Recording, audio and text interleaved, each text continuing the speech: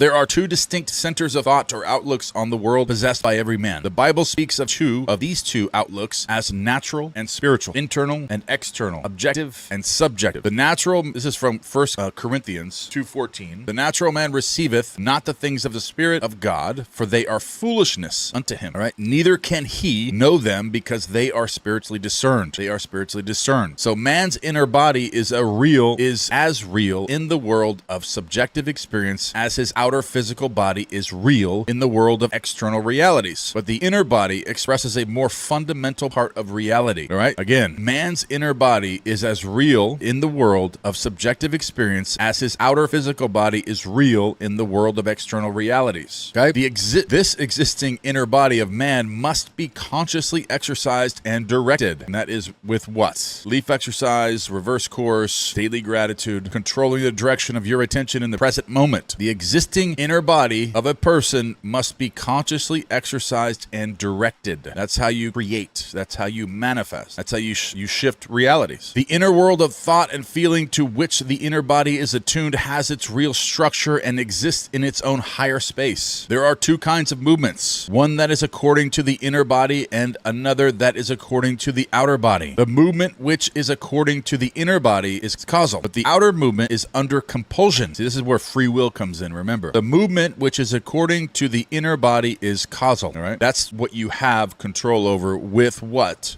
Your direction of attention, present moment awareness. But the outer movement, your physical body, acts under compulsion from that inner state that you've created with your own free will. So the inner movement determines the outer which is joined to it, bringing into the outer a movement that is similar to the actions of the inner body. Inner movement is the force by which all events are brought to pass, your state of being. That's what makes the outer being act under compulsion, which you can't control because the subconscious mind controls voluntary action. Okay, so you want to go a little deeper into that. Outer movement is subject to the compulsion applied to it by the movement of the inner body. So whenever the actions of the inner body match the actions which the outer body must take to appease desire, that desire will be realized. That desire, can everybody hear me? Yeah, cool. All right, so this is important. Whenever the actions of the inner body, the internal you, your concept of self, that match the actions which the outer must take to appease desire, that desire will be realized. Okay. Under compulsion from the inner state. So, all right. So construct mentally a drama which implies that your desire is realized and make it one which involves movement of self. Immobilize your outer physical self. Act precisely as though you were going to take a nap and start the predetermined action in imagination. A vivid representation of the action is the beginning of that action. Then, as you are falling asleep, consciously imagine yourself